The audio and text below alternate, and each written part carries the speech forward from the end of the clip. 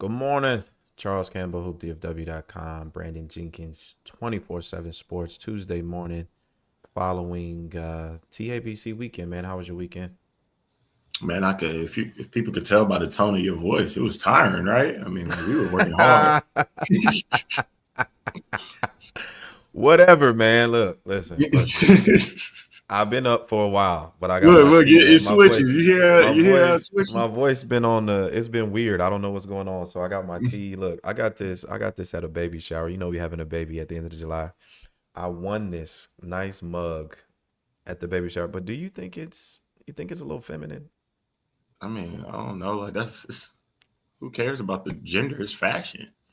It's fashion. I'll rock Oh, pink. I would I rock mean, pink. yeah. I mean, I rocked pink back in the day, but a mug is probably.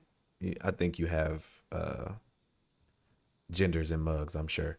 But anyway, man, let's jump right in. Ani will be joining us. Ani Umana will be joining us from Ball is Life at 10:45. But what is going on in Texas that Bryson Howard has blown up the way that he has? Yeah, I think you got to look at it from a national perspective. Coaches are trying to prioritize prospects on the wing that could shoot it, and Mhm. from what I heard from talking to coaches, there's just not a lot to choose from, and he has been shooting it at a high clip. Not even since the start of the grassroots season, since the beginning of the postseason in the high school year.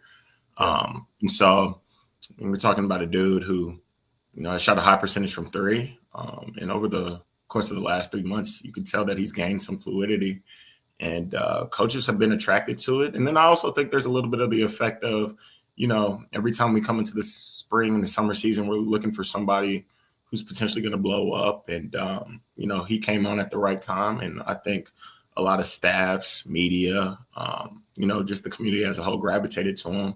Obviously, he's the son of a former NBA All-Star. And so, just the culmination of things is why we're seeing his recruitment, catapult the way it has. I think the last time I've seen this was Andrew Jones at Irving Yeah. MacArthur. That summer he had with Pro Skills, Marquise Bolden gets hurt, and he just goes on a tear. And then here we go. McDonald's All American kind of goes from no name to everybody wants him. Performs at Thanksgiving Hoop Fest with in a great matchup with De'Aaron Fox. They go back and forth. I Right. think it was like what? It was Mhm. like what, 28 points to 29 points. Yeah. But these type of meteoric rises are they're impressive, man. It's impressive. I just saw this morning, and I don't know if it was recent. I just looked at it on my phone here. Carolina, he's got Carolina involved. My dad is a Carolina boy. You know what I'm saying? I grew up Mhm. Carolina basketball school, Statesville, North Carolina, and Pops is from North Carolina, man. What are you thinking? Is there a crystal ball out there of what people are thinking at that national expert level? Is it Duke? Is it North Carolina? Is he going to stay in state? What are you thinking? No, because I don't have a crystal ball for him at this point because everything is coming so fast. As far as in-state schools, you can expect Houston and Texas to be in there, but with the Blue Bloods, it gets a little tricky because there. It's not the fact that there's so many dudes that they recruit. It's just there's a there when you factor in the 5-star players that they're targeting, and then how fluid the recruiting space is. You just never know what their feel is or how high of a priority he is on those lists when you factor in Yeah. so many of the top of the cream of the crop when it comes to the top players in the 2026 class. But we can expect Texas and Houston to be in there, but it'll be interesting to see. He's picked up Duke, UConn, Kentucky, and North Carolina in the last couple of days. And so I'll be interested to see which one of those blue bloods actually, make him a priority, bring him on campus for an official visit, and, try to shake up some things within his recruitment.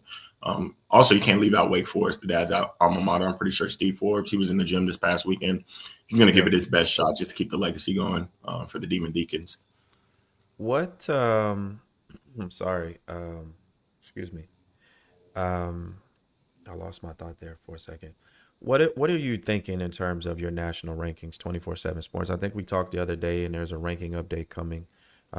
He had that rise in obviously in ESPN, but what are you foreshadowing or can you speak on what is happening with the 24/7 Sports ranking? Yeah, for the ranking update that we talked about, it was for 2027. That just dropped about 45 minutes ago. Hmm. Last week we updated it and we moved him all the way up to the 28th spot. Now, me personally, in my opinion, I think we originally had him at 60 because we did like a mid year, like a random it's a rankings risers, a random rankings risers within the grassroots season. We moved him up to 60.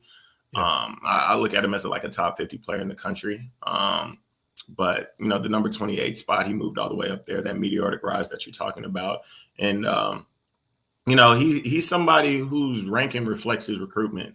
Um, Now, as far as it moves forward, I mean, there's still a lot of summer left. We have a whole month of July, so it'll be interesting to see who else emerges and if he can keep hitting his stride. Because at the end of the day, now he's a household name in the state, Yeah. really a household name in the country, and so it'll be interesting to see how he finishes off his season. But there's something to be said for the attention that he has received and his ability to live up to it with his play. The conversation is Austin one, Gooseby obviously, and then Bryson Howard number two. What are you seeing in that kind of a rankings battle between Yeah, those so two? right now for 24/7 Sports, I think we have Elijah Williams one, Bryson Howard two, Austin Gooseby three, and obviously that's a group effort. Me personally, no, I like Austin Gooseby at one. I think you and I both would say that he dominated his 3 game showing. He went crazy. Just The one moved game that I different. saw, he went absolutely insane. 40 And points, rebounds, block shots, deflections. Like his effort was just off the chain. It was yeah, off the tenacity. chain. Yeah, I like that word, effort and tenacity. I mean, like, and it was effortless in a way. Yeah. It just seems like, you know, it's mandatory for him to guard. It's mandatory for him to rack up the deflections, to get on the glass. The putback dunks are so exciting. They are. Um, but earlier in the high school season, my eval on him was like, yo, like he's probably a consistent jumper away from being a 5-star. My biggest takeaway was he probably doesn't even need the jumper at this stage. I think he still deserves that. I think he deserves that 5-star status without the jumper. And so, barring any. Oh, looks like we lost him. While he's coming back, definitely Austin Gooseby's performance was amazing. I saw him on Saturday, and at the end of the game, I mean, he was flying around. He was all over the place. It was steals, it was deflections, it was putback dunks, it was defending. And then, like he was talking about, I was sitting with Kentucky assistant Alvin Brooks, and Brooks is a was a great shooter during his playing days, and really specializes on shooting and helping others grow their jump shot. And I asked him, I said, what do you think about his jumper now? And he kind of looked at me and smiled. But Austin just went crazy. Hit a couple of jump shots, pull up jumpers in that space, and um, I'm sorry, Brandon just texted me. His computer just blacked out, but he hit a couple jumpers. Had a nice flow. Looks like his jumper's gotten a lot better. And then overall that Melissa team is a lot better from last year. Moving the ball well. Got some pieces. Trey Edwards, still trying to figure it out, but you can see he can be a piece. And then their point guard. But that's a great segue here. Sorry about that. Brandon lost his computer blacked out. He'll be back in a second. So we're gonna go monologue for a minute. But my takeaways from TABC. We'll start with the teams. Melissa looked a lot better. Don't know what they'll look like during the season, but they're trending upward. I think the talk of the gym though was Dallas Carter. Dallas Carter is young. They're fast. They're aggressive defensively. They lock in. And then the emergence of Amarion Hunter at point guard.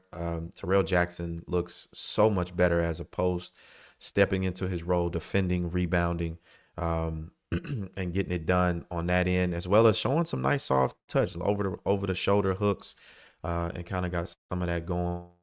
And then Shakir Kazee, first real run on the varsity level, got injured last year, and then came out 6'9", plays on the wing, can shoot it. And here's Brandon, he's back. Can shoot it. Shakir Kazee can shoot it, defend. He's long, plays in the passing lanes, and then he's an athlete. He wants to get to the rim. He wants to score. Brandon, I just kind of jumped into the teams. Spoke on Austin Gooseby's performance, but then hopped in on some teams that have done themselves really well in that process. And for me, it was Dallas Carter. as far as the Dallas team overall, we'll get there in a second. But for me, Dallas Carter was extremely impressive this weekend in what they have. Yeah, first shout out to you for naturally holding down the fort throughout all that. But yeah, Monologue, no, baby. Dallas Carter, one of the more exciting teams. Yeah, baby. Um, Dallas Carter, one of the more exciting teams that I've seen throughout the weekend. Yeah. A quartet of Division One prospects. I wrote about them yesterday in my 24/7 Sports article. I mean, I hopped back on when you were mentioning Shaq Kazee. I mean, a prospect that I guess technically didn't come out of nowhere because he started out this grassroots season with YGC and he's going to finish Yeah. out with them on the Pro 16 circuit. But still, he had his coming out party. He added the offer from UNLV. And there's just a lot of tools to work with when you look at his size, his length. Obviously, he has some bulking up to do. But his level of want to, his desire to play through contact and, get on the glass, just make plays, just want to, like his level of want to, like he wants to impact winning. I think you don't see that a lot from players of his frame and his stature. And then the Caden Ezon kid, I don't know if you talked about him. Yeah. Yeah, 6'4", athletic wing who is very speedy getting downhill. It just seems like he was everywhere on the court, flying for dunks, chasing down blocks. He I was didn't really chasing. see He was much. chasing down blocks like crazy. Energy was on 10. Yeah. Energy was on 10. And, that was somebody that just throughout the course of the game, I just kept saying, to coaches, to media members, and I like him. It's just there's something to be said about the effort that he plays with. Carter's obviously known for being an offensive powerhouse, but he brought it in other areas that didn't involve scoring. And I think that translates at a very high level. You know, Marion Hunter, I'm pretty sure you mentioned White Boy. that is his nickname, by the way. That What'd you say, white boy Charles? is his. No, I'm sorry. I think we have Yeah, a little bit yeah, of I'm pretty we sure. have a little bit of a delay here. But yeah, white boy is his nickname. We not, that's what the streets call him. That's what the neighborhood call him, and that's what we call him. But y'all know him as a Marion Hunter. Yeah, absolutely. And Marion Hunter, just a guy who can always find his offense from behind the arc. I love his confidence from deep. Just seems like he's trying to hunt those shots, but he does so in an efficient manner. It kind of reminds me, it gives me the little Zahad Mumford effect. He was a Carter guard who graduated in 2019. Same type of mentality, wants to heat up from three and really wants to bust the game wide open. And then Yeah. Terrell Jackson, who's been a name on the scene ever since his middle school days, 6th and 7th grade. Yeah. Somebody who really sets the tone by being vocal on the defensive end. He plays with a lot of energy. You could tell he's very team oriented, and he has a mature and confident approach to the game that I like. And I think he bleeds those cowboy colors really well, and you could tell he's all about the right things in the front court. Coach Lyndon Love really has that groove locked in. I went to practice. You can find an interview on my Instagram page, and I just dropped one with Shakir this morning. He after they took that loss last season, they played Kimball Regional Final, really kind of got blown out in front of the city. He said they went right back to work the next day, and then watching him practice, he's really harping in on their habits. He's really harping in on the culture. And they're player led. Marion Hunter's very vocal. Terrell is very vocal. Like that whole starting five is vocal, and they're challenging each other. So it's an interesting group to watch, man. And also is noted that the entire school is in summer school. I mean, the entire team is in summer school. They go to summer school together to get ahead in the classroom. And that just says a lot about the culture. So to me, kind of taking it back to when you blacked out there. For me, the team that I was most impressed with was Dallas Carter. But running it back to Melissa for a second and Austin Gooseby, how did you think about them as a team overall?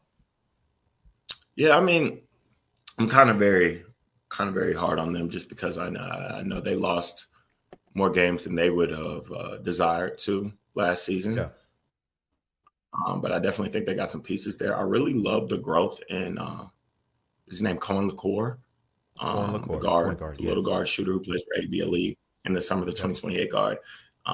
He's gotten a little stronger. I could say he's added some weight to his frame. He's confident as an open shooter. And then as a decision maker, he made a few nice passes. that Austin Gooseby was on the receiving end of some highlight plays. So you could tell that He was. he gels really well with that team. Trey Edwards, his body is starting to fill out in the right direction. I love the way that his frame was looking. Obviously, he doesn't lack confidence either with his ability to play on or off the ball. Yeah. I mean, they have some good pieces there. It's just the question is, are they going to take the next step in getting uncomfortable, fighting through adversity, and earning more wins going into this next season? Yeah, and like I said, sorry about that, guys. We do have a little bit of a delay, but hang tight. All of you guys watching on YouTube, Twitter, Instagram, we appreciate you checking us out. Yeah, I do. As far as those showcase games that we had, that big Saturday slate of games, who stood out to you the most? Saturday slate. That's the Duncanville main gym Yeah, arena. the main gym, main floor. Duncanville was kind of That the one place to be started on out. Saturday. Yeah, that one started out pretty hot. I would say Chase Richardson, Hmm. of Friendswood. Friendswood matched up with Den Geyer, and Yeah, he already had two strong showings leading up to that day. And the coaches were kind of intrigued. You've seen high majors. I think you've seen like Texas, TCU, a couple of high majors across the state. I'm pretty sure like Miami, Vanderbilt was in there. And he continued to put on a show. Just a 6'1" guard who plays on the ball. He debuted in our rankings today, but he plays on the ball, very ambidextrous, can get into the paint, locate his teammates, hit pull-up jumpers. And he has a wicked handle. He has a wicked handle to go with an elite first step, so he's hard to stay in front of. A coach mentioned to me if he brings across some Matt McClung vibes, and I think that's right on point. Just when you factor in the confidence, the grittiness, and the aggression. I just loved his aggression level. He didn't take his foot off the gas at any point this weekend, and he really helped himself. He added a couple of offers in the process. so you said Chase Richardson. I did not see that game. Unfortunately, I had to go to work. So I was in there halfway on Saturday, and then I had to go into the office. But Chase Richardson, Friendwood, who else stood out to you? Yes, I would main court. So here's the thing, Charles. I was bouncing around from gym to Yeah, gym. you're a good scout. Um, yeah, I was bouncing around from gym to gym. So I would like to highlight Hudson Lucas. I think he had an also morning game. I believe they were playing against Xavier Academy, and he kind of had things clicking on all cylinders when you factor in Yeah, just his ability to score opportunity. He prioritized getting on the glass. He put the ball on the floor with some confidence.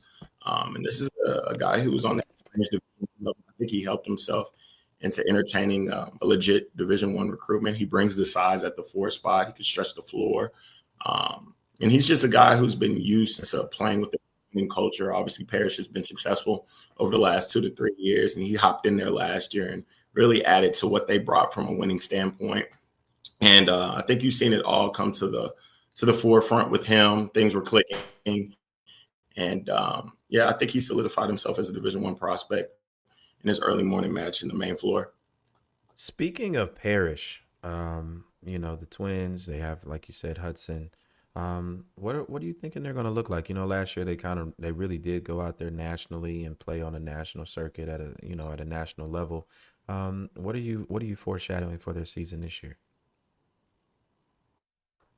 I think they're going to march to the same beat, but I see them winning state in their division. Obviously, they lost on a buzzer beater to Bo Ogden when he was with St. Michael's, and Yeah. I'm pretty sure they still got that still stings. And so I think they're going to return next season with a chip on their shoulder. I expect them to continue playing the national schedule. They schedule really well just to make sure that during their district schedule that they have things in play. Think about like Gonzaga in a way, you know what I mean? They schedule so hard, they like to Yeah. play a bunch of bump in the non-district portion of the season. And then they come into district and, they take care of business. So just expect to see the same vibes as last season, them playing a lot of bump, but them finishing it out, because they're a senior-led team. So those seniors finishing it out with the state championship before they enter the college ranks. Yeah, speaking of, you mentioned Bo Ogden there. I watched this game on Sunday. We were all, I think, Sunday, Duncanville Fieldhouse was the place to be. Watched him against Crowley, and he opened up the game just on a tear. Couldn't miss a shot. got to the spots, got to where he wanted to be. Um, I was really impressed with his game, really impressed with his growth. Seems like he's riding a lot of confidence from that Euro Camp MVP that he just won. But speak to his performance a little bit. Yeah, I'm a big time Bo Ogden guy, just because he oozes with consistent production. I watched him on the Adidas 3SSB circuit during session one. He led the entire circuit in scoring. I think he shot about over 50% from three in the first two Yeah, sessions. And I think he finished off at like, I seen a recent stat, it was like 47.5. And that matched what he brought to the table when I watched him play on Sunday to close out the weekend. He matched up with Crowley and he went for 36 points, knocking down 5 threes.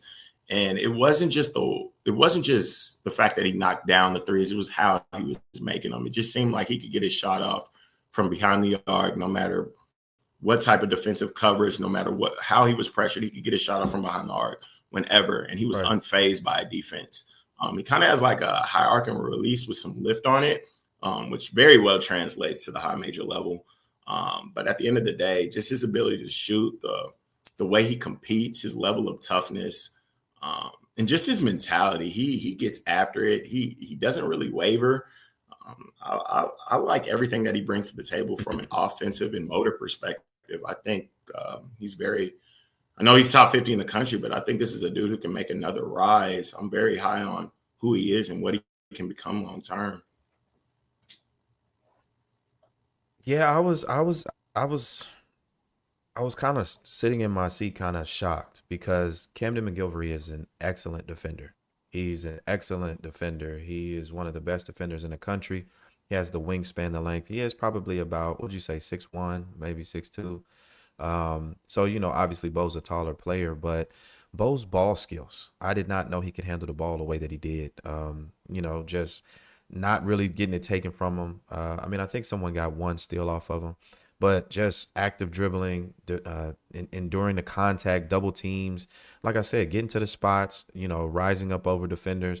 And then he had that one alley oop dunk, and his head was almost up there on that rim. He's an Yeah, impressive prospect. yeah. He is a very impressive prospect, and I would dare to say, I know people it's so funny people watch and listen to what I say, but he was my top performer on the weekend. I saw the Gooseby game, I watched it. I've heard about Bryson Howard. I didn't watch him play at all, but just in what I saw in front of me, I would say Bo Ogden for me was probably the best player in the gym on the entire weekend. He was very, very impressive, and I'm interested to see what happens with that Austin Westlake team in the playoffs here. That was one of the things that I'll say, in the during the TABC, I was definitely watching players, but I was also watching teams and to see who would kind of, go down the state and kind of make some noise. And I have to put Austin Westlake up there. Yeah, I mean, because there's something to be said when your teammates view you as the guy. I mean, there's one thing. I Yeah. mean, obviously, I know Bo comes in there highly ranked, fresh off a state championship in tabs, but it just seems like early on, his teammates look to him to lead, and he takes on that challenge with the Yeah. utmost amount of confidence. Obviously, they have a 6'6" rising junior wing in Mac Martin that will be able to Yes. help him out. He had some timely shots in that Crowley game on Sunday. But Bo Ogden is looked upon as the man, and he's taken on that challenge really well. And it's just cool to see his teammates being so bought into him, leading them with him just arriving to that school. And so I think Yeah. that's what really gives them a good chance. We talk about like the culture and how important that is for like teams to be connected. And it seems like they got that early, just from the perspective of them understanding their roles. Yeah, they did. I mean, it was like you said, it was a unit, and some players stood out. Now on to your dynamic prep. You and Ani were very y'all were a little scared, but you were high on dynamic prep and Brennan. But dynamic prep in that game against Atascocita came back, got the win, were tested, but really showed a lot from those young guys. And I mean, and they're still a young unit. Avery Houston, Ryan Hampton, Marcus Spears. And then they just announced yesterday and recently added Dakari Spears. But talk about, that dynamic prep team. Also, I'm sorry, I missed David Ballerain was very good. And he looks Absolutely. like he's gonna fit right in from that center position, just rebounding, defending, finishing, playing that dunker spot and, just really helping them take it to the national level. First, it starts out with the coaching. I think that they're well coached. They have one of the best staffs in the country, in my opinion. You think about Jermaine O'Neal, Aaron Espinosa, EJ, and Manny. I mean, Mhm. they hold their players accountable, man, and their players get better, Yeah. and they are better for it. I think that's the reason why you've seen them. I think they were down by as many as 13 in that Atascocita Yeah. game, and they came Double back digits. in the middle of that second half, and you could tell like like the body language of those players when they were getting coached while they were down was just. I mean, you couldn't ask for anything more. They have all of those kids have a very like mature like approach to the game, and just They do. they know what the task is at hand, and they work hard to complete it.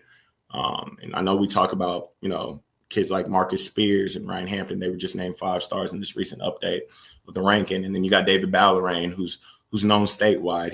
He just made his debut in the ranking as well, Yeah. and Avery Houston. But like we could talk about what they bring from a talent perspective, but at the end of the day, they are wired the right way. These are, yeah, you're recruiting them because they can score, they can defend, they have things that other kids may not. But that what that game taught me was that they can battle through adversity and get the job done, and that's what they all proved as a unit. And they know how to play with like talent as well, and I think that translates. I want to mention Xavier Roberson too, because where I was sitting, he was very vocal and really Very showed a lot of vocal. leadership in terms of holding people accountable to their defensive assignments. At one point he yelled out, "Yo, let's get a stop. We need to make this happen." And it was just like, those other guys get a lot of press. But Xavier Roberson is definitely, in my opinion, a Division I mid-major prospect for sure. But he does all the dirty work. He's not afraid to defend. He's not afraid to rebound. He's not afraid to fight. He may not always get the ball in terms of offense, but it does seem to find him at the right times and he makes the right plays. But, he looked like he was the leader. Like, this is his team. Like we can say it's Hampton or Spears' team, but sitting there courtside watching it, like, yo, this is Xavier Roberson's team, and they're following his lead. They're following the beat of his drum, and he's always intense. He's always locked in. And for a minute, like you said, it was down 13. Humble Atascocita would look like they were gonna run away with it, and it was great. And then, like I said, Roberson just kind of stepped in and told those guys, "Hey, listen, we're not about to lose. We're not about to sit here and let this happen. We need to get this win." And ultimately they did. But talk about Ryan Hampton's performance over the weekend, Marcus Spears' performance over the weekend, and Avery Houston as a PG. Well, yeah. Well, first touching on that Xavier Robertson spot, got to give credit to Jermaine O'Neal Jr., Leroy Kelly, Jaden Toombs, that bunch, because they created a standard. And Xavier Robertson has been there for the last 3, maybe 4 years. Yeah, I think he's been there since the start of his high school career, and so he knows what's allowed, what's acceptable, and what's not. And I think that's why you're seeing him take on that role with so much confidence. I think he was prepared for this. And in regards to the top-notch 2027 recruits, Avery Houston, I think this was I think I've seen him play better in better settings, Yeah, and I still believe in him as a high major recruit. And I think this is a dude who can emerge as a top 100 player in the country just off of how strong he is with the ball, his burst, and his ability to shoot the basketball. I didn't think we saw the best weekend from him, but I know where his talent relies, and I think yeah, we'll see him have his moment in in the near future. With Ryan Hampton, I just love his ability to thrive in transition. I love his length. I love all that he brings to the table from an upside perspective. Once he can get that jumper to be consistent, we could definitely see his production increase in ways that maybe you and I both don't even expect. I think he brings a lot to the table from a long-term tools perspective. And then with Marcus Spears, it's always his motor and his energy. He does not hang his hat on his upside. He's always going to enforce his will, whether it be on the glass, defensively, or attacking the rim. And in that Atascocita game, I just love the way that he put the ball on the floor. He always was looking to make something happen, getting to the yeah. free throw line, finishing plays. His sense of urgency is always where it needs to be. And then David Ballarain, just a grown man on the glass, strong hands, strong frame. He knows what he's out there on the floor to do, and he takes care of business, and he's really a key piece in this dynamic team. Just Yeah. him anchoring that front court as a five man, and just him bringing physicality and him not being afraid to do the blue collared work on the glass and protecting the rim. So yeah, they got a good four-headed monster when it comes to their rising junior class over there at Dynamic Prep. Yeah, in that game against the Atascocita, two things stood out to me. Hampton is a scorer. He's definitely a scorer. His shots weren't falling, but he was still affecting the game, rebounding, really locked in defensively, and he has the frame and the length to really cause problems. And I legitimately think he could probably guard 1 through 4. Even guys taking him down to the post, I believe he can definitely, make it very difficult for them. But Marcus Spears, like you said, his urgency, I hadn't seen it. Last season they were playing, kind of rotational minutes, and this year now it's their thing. But when they were down, he was, aggressive. He was aggressively getting to the rim. He was aggressively putting the ball on the floor, trying to make it happen. And you could see just the athleticism that he had. Everything didn't end with a dunk, but everything was above the rim, at the rim, and making it happen. But David Ballerain does he's very interesting because last year on his Hallsville team, it was him. He was the guy. He did everything, and on Mm-hmm. this team, he has to play that role where he's in a certain role in a certain thing. But I can expect Ballerain having some games coming up in this high school season where he's going to fill a stat line, some double doubles, 20 points, 10 plus rebounds type. And a lot of people, he didn't show it, but he can actually step out and shoot the three too. So once we get around February, March, it's going to be very interesting to see what dynamic prep has. But how do you think Dakari Spear fits into this whole dynamic? Yeah, just shooting. He's gonna fill a role that he'll probably fill at the collegiate level. He's been one of the more consistent producers in the class. I know he hasn't had the grassroots season that he's Yeah. hoped for up to this point, but there's still July, and I think there's still time to turn those things around, and he could ride that momentum into his senior campaign, where yeah, he's proven as an open shot maker. He plays the game the right way. He's very fundamentally sound. Showed some athleticism in the open floor. He brings a lot to the table that translates when you think about two guards who could play with like talent and thrive off of other, ball dominant players. He's found a way to be effective in low usage rate situations, and I think you'll see that come to the forefront with dynamic prep during his senior campaign. What do you think right now? As far as like every year it seems to happen. We start losing player. Well, I say losing players because of they start leaving the non-traditional. I mean, leaving the traditional high school route, going on the non-traditional scene. But like, how do you feel about that? What do you think is the overall like mindset? Is it that they don't believe that Dallas basketball, as far as high school level, is that good, or are they looking for better opportunities? I just think that they're looking for an opportunity to, kind of get that college feel. The most just get prepared for college. Just put themselves in the most college ready environment that they can before going to the high major level. And playing the national schedule kind of gives you a good taste of that. You're Yeah. playing alongside like talent. You're playing against competition that you'll face at the collegiate level, translatable size, length, and athleticism. Obviously, the skill level is different once you get to college, and the physicality is different. But that's the best glimpse that you can get playing that national schedule. And, from a local perspective, just the fact that we have programs like a Dynamic Prep who's playing in overtime, programs like a Faith Family Academy who just received their bid into the EYBL Scholastic League. I think now we're starting to get that these entities, these schools that will allow our kids not to leave the state and just be able to, go across the street and be able to hoop with your local team to play a national schedule to get yourself prepared for college. I think that was a big talking point in the years leading up to this. And so now that, those two schools have checked off that box, I think we can see a lot of our top players in the state, remain here and be able to get what they want just to get prepared for their future at the collegiate level. Yeah. I'm looking back at this schedule, and we missed it, but that Atascocita team, in my opinion, um, is probably the best team in Class 6A. Would you agree with that in the state of Texas? Absolutely, there's no doubt in my mind. They have everything And that they need. I hate saying it because I'm a Dallas guy. But I was over there talking to Doug from RCS and G Day. They have their show, they have their Houston show.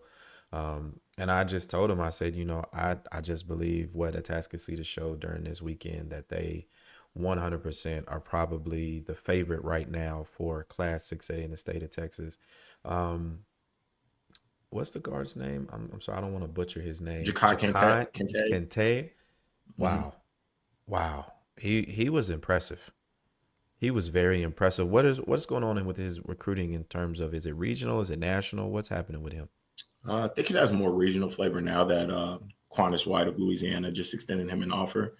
And that relationship has been there because I think when Quantas was at Houston, they offered him early when he was like a freshman. And so, Yeah. yeah, I think you're going to see a lot of regional flavor. I could see him entertaining that one big. Obviously, offers haven't been extended because coaches are still trying to digress from what they took in this past weekend. But, we could see more schools jumping in on him with the performance he had against Dynamic Prep. But I would look out for that Louisiana offer. I feel like that relationship is intact. I think it's a good enough level for him to go in there and play right away.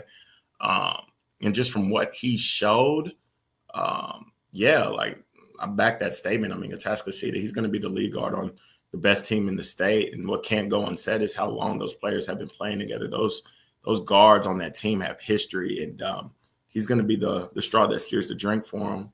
And he gave us a good glimpse of why he deserves to be recruited the way he is and why he deserves to pick up more offers. Yeah. Quantas White at Louisiana is very, very, very intriguing. Obviously, like you said, because of Houston and the relationships that he's had, that he's built. He's played at the highest level of college basketball, and he's just a cool dude, man. Yeah, Him being yeah, him being in Louisiana, really, I think more prospects will go there, should look at it, especially from the state of Texas. But I'm sure he's going to be in Louisiana. He's going to get those Louisiana kids. But um, Adam Boyd, his team is his running mate, is equally as impressive. But as a whole, that whole Atascocita unit just looked really, really good. yeah. Whether it's Adam Boyd or Cameron Ned, number 10, I think he's the one who kind of goes unsung, but he has some game off the bounce and he could hit open shots. Um, yeah, that three-headed monster in the backcourt is a serious. I don't think anybody in the state can really match that. And like I said, those dudes have been playing together. They know each other's strengths, weaknesses. Um, they're really well connected, and they know what Coach Martinez wants game in and game out. Um, you talk about Adam Boyd, talking about a 6'3" guard who could play on and off the ball, make up the shots. He's really great defensively.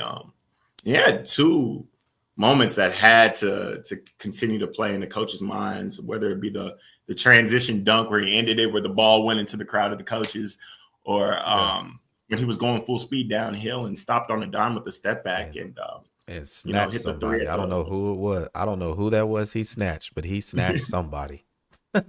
Everybody Man, that that was might have been sitting the there was just nastiest like, play. "Oh man." I Yeah, mean, that I might have I been the was looking nastiest below the rim play of the weekend for sure. I was looking for, the mixtape guys to find that one because I saw it there live, and everybody that I was sitting with, all of those coaches, we all just kind of like, it was just the energy of it because you didn't expect it. He That's a completely hard looked shot to like he hit. it. I mean, it was, and he hit it, and it was in rhythm, and it was awesome. But we got to talk about Duncanville, the hometown guys. The event was at their home. Deuce Hunt, is now the lead guard there, the alpha dog of the team. Was watching him Sunday. That was my only time to get to watch him, and then he sustained a concussion. Talked to his pops. He caught a concussion there. But what about Duncanville and Deuce Hunt, as well as they've added Bebe Groom, that looked really good beside him. He was offering that outside shooting. But what about Duncanville in that Class 6A? Yeah, it'll just take time. I think Marcus Sloan put out a tweet that the Panthers are a team that people should look out for long term. I mean, obviously, new head coach. Um, higher usage rates from different players. I mean, it's just a lot. They're going to go through their growing pains, but Yeah. like you said, Bebe Groom, Deuce Hunt, these are two of the more talented. This is probably one of the more talented backcourts that we'll see in the state. With Deuce, he's taking on a role as a full-time point guard, so he's going to see a lot of defensive coverages. But at the end of the day, his ability to get his shot off and break defenders down, it's up there with the best in the state, regardless of class. He just really knows how to Yeah. fill it up, get buckets, and get his shot off. And then Bebe Groom, the long arms and the feathery touch from deep range. I think we could see his game grow over the year, where we could look at him as a player who could, potentially lead Duncanville in scoring with his ability to get hot. I think he brings a lot to the table from a skill set perspective with his shooting prowess. So it's just going to be some growing pains. Dude stepping in bigger roles with a big platform to match. I mean, obviously, Duncanville is one of the more talked about teams in the state and was one of the more talked about teams in the country for the past couple of years. So,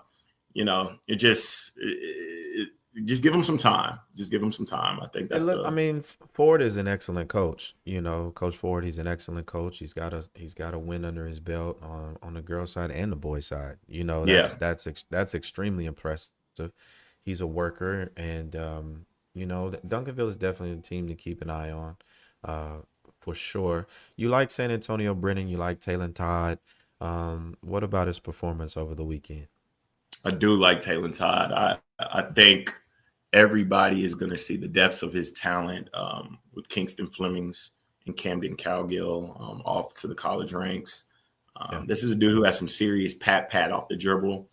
He can make shots, whether it be in catch and shoot situations or scoring off the bounce. And he's a gamer. I've been noticing his talent since his freshman year of high school, and I think we're going to see him go for some big moments. And I feel like some people would be like, where did this dude come from? But he's already had big moments playing alongside Kingston Flemings. I believe he had like a game at the Thanksgiving Hoop Fest last year where he had 8 threes. Yeah, And a he lot was of he them were was assisted unconscious. off of Kingston's penetration. But, like this dude could really shoot it. He has a high skill level, and he's committed to Austin P. And I think the Governors are getting a good talent out of the 210 area. Allen, that matchup has kind of been a lot of Allen, San Antonio Brennan talk. Now it's Nehemiah Lawrence. They've added Kadarian Uruni. But they had a good showing over the weekend. Yeah, I think that's another team that's going to take time, though, as well, Charles, because like I said, Nehemiah is used to being PG1 on that team. So Yeah. he's already adept at being a leader and extension of the coach on the floor. But, Kadarian is there. So that's a new piece that's going to try to acclimate himself in. Obviously he sets the tone on the defensive end, but I think we're going to see his game evolve offensively playing under Coach Ship and Chris Blakely. Yeah. But with that comes growing pains. That comes obstacles along the line, and just working them in, and that team just gelling together with these new pieces because they were just that team was 8 seniors deep last year. Yeah, So they were all seniors last year, all of them. So yeah, I know that they're not looking at it as a rebuilding situation. They're going to build off of Yeah. last year's momentum. But just with that, it'll take time. Just with players, just getting accustomed to new roles. But it always helps when you have a point guard like Nehemiah Lawrence, who's been battle Yeah. tested and kind of has a feel for what already SIP wants within the system, and he just knows how to lead, and he naturally is out there, to play for the guy alongside him, and so he makes everybody better. And I think Allen will be a team to look out for, just as the team gets accustomed to new roles and gets embedded in that culture. Yeah, speaking of Nehemiah Lawrence, he's a smaller guard. Um, and you're on the national scene. You're so involved in the national recruiting. I'm more so involved locally, regionally. Even though schools come here to get the Texas kids, but I'm more regional. Is the little guard dead nationally? The little point guard, the smaller point guard. I would say it is. I know people don't want to hear it, but that transfer portal, man, it kills a lot of things, man. I think it ruins a lot of Yeah. opportunities for these high school kids. I think prior to the portal, we'll see small guards like Nehemiah Lawrence, Amari Guetta, Jacoby Lovins. They probably would get more Division I attention than they have at this point. But just with the transfer portal, I know these coaches are more focused on what's going to happen recruiting wise after the season in next March, versus Yeah. what's taking place in June or next month in July, just because, it's caused, like, the portal has caused high school kids to lose a lot of value. And it's, for me personally, it's kind of disheartening because it kind of ruins the fun. I like the fact of seeing these kids show out in front of coaches and Yeah. pick up offers. That's the way that I grew up in high school, seeing players have their moment and then rack up the offers, after the games, and seeing like the blessed to receives on the Twitter. I think that brought a whole different vibe. And because that,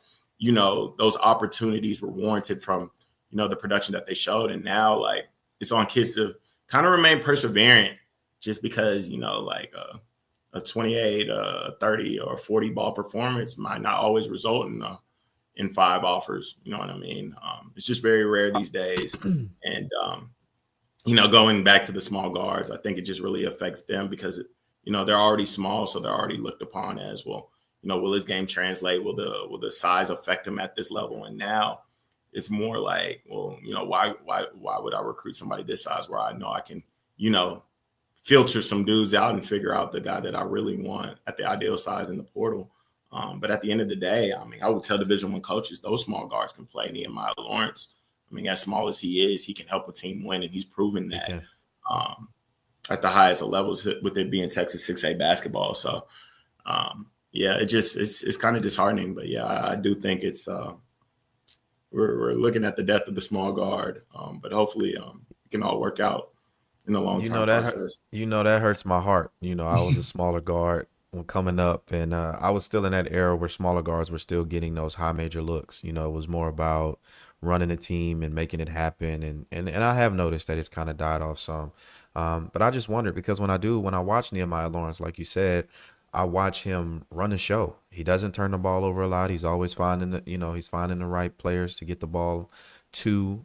He's hitting shots. He's doing more off the dribble now. He's showing more of his scoring ability, whereas last year he just ran the show and got them all involved. So it does kind of hurt my heart, but I would agree with you on that.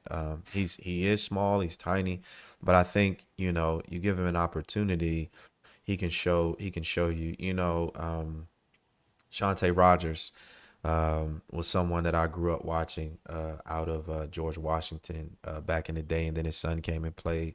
It's just those guards are special, and I think Nehemiah Yeah. Lawrence is somebody that kind of like falls in that line. He's built strong, he's built like a tank, and he doesn't look overwhelmed on the court at all. He doesn't look overmatched. And it seems like he knows how to show his best parts of his game. So but this Amara Getta, is that his Getta? You Yes, called me sir. about him. You called me about him, and you said, "Man, you a small guard. You gonna love him." So I didn't get it. I didn't get a chance to watch him this weekend, but I saw the reports. I saw people talking about him. What does he bring down there in San Antonio? It's just not the fact that he generates offense. He gets things going in like a 1 and 2 minute spurt. I mean, it's just one of those things where I'll get to the game late and like his team will be up 11-2. And I'm like, yo, what happened? Oh, like all 11 points has something to do with Amari. You know what I mean? Yeah, And yeah, so, and just somebody who's proven that he is a Division I caliber player just from what he's done on the EYBL circuit. I mean, he's already made a name for himself among those circles. So he comes over here and he leads his group of guys with San Antonio and Tony. And he just controls the game, makes open shots, scrappy, great timing as a defender. He pokes balls loose, takes opponents' balls, and he gets the ball where he needs to go. He's really good at dictating pace, threading the needle with his passes. He's great at delivering the assist. He's just everything that you want in a point guard. And as you know, when we talk about these small guards, they can't have any weaknesses, and he yeah. he really That's very doesn't. true. He really doesn't. I had a coach. The coach said that he reminded him of Jules Miranda, 2016 DeSoto State Mm, champion point guard. And so, I mean, like when you're getting that confident, me personally, I think you would say this too. I think Jules was a Division I caliber guard, and so if you're getting that type of praise, I mean, that should let you know what it is. So, I know I talked about the borderline extinction of small guards getting recruited at the Division I level, but this is yeah. definitely one of the ones that coaches need to take a look at just off of what he provides at that floor You general know, spot. If you're saying, and again, I haven't seen him play, but if you're saying he's like Jules Miranda, then Jules Miranda, and Paul's our friend. Paul's our buddy. Paul's our friend, and we all believed. Even I mean, Paul believed it, and but as a dad, he kind of stayed away from some of the recruiting, because of his position in the game. Right. But Jules Miranda was 100% bona fide a Division I guard. And I remember talking to coaches about him back then, and I could see, like you said, the extinction of the little guard happening. It kind of like was tailing off, and but if you're saying Getter has that ability, then he's a bona fide no brainer. And then like you said, he's playing with Drive Nation, right?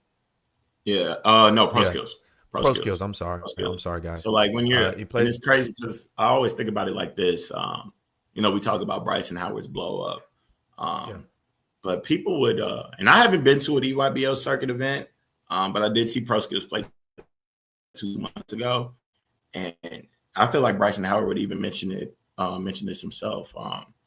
People would be mistaken if they didn't think Amari had something to do with his blow up, yeah, just because of how well he sees the floor and plays the game the right way. yeah. I think Bryson will tell you some of those points that he averages, some of those big time performances come from Amari just having that innate feel to get him the ball in positions where he'll be successful. And he's just one of those small guards that gets the most out of those around him. Keeping up with the point guard trend that we're on, we had some players with some impactful performances. Camden McGilvery, Jackson Thompson from Green Hill. I like Jonathan Bradley from SOC. I love it. He's over there with his summer coach now, and Coach Antoine, brand new at SOC, but he's got the energy going. Talk about some of your best point guard performances over the weekend. Yeah, outside of the dudes that we talked about, I think you mentioned one of them. Who'd you mention before Jackson? It was Jackson. Camden McGilvery. Camden McGilvery. Yep, the 28-point performance on Sunday. Um, Yes. And a body, and a very a nasty body, mean too. body. Oh, it was nasty. Gosh, it was nasty. I mean, buddy, but I think we can, and I mentioned this in my article. I think we've come to expect what he brings from a length and athleticism perspective. Yeah. Like he's one that I always looked at his defense was ahead of his offense, but he's made strides when it's come to his pace, his ability to manage a game, and his ability to survey the floor and get to the rim. Um, I think that he's a guy who knows how to find his spots within the mid range, and at the end of the day, he took advantage of the platform. I mean, Yeah. say what you want to say about him catching bodies and having those dunks, but those are some of the things that ignite the crowd and kind of have you remembered in the minds of coaches. And he brought it all to the table, and it was just good to see him put it all together and have that moment in what was a high profile game on Sunday.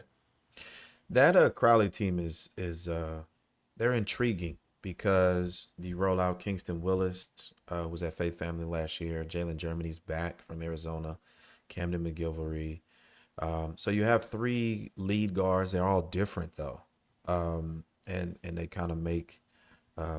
make it all go in different ways. I know Jalen Germany didn't have his best weekend, but he's very skilled. Has a lot of tools in the tool bag, like you like to steal from me. Um,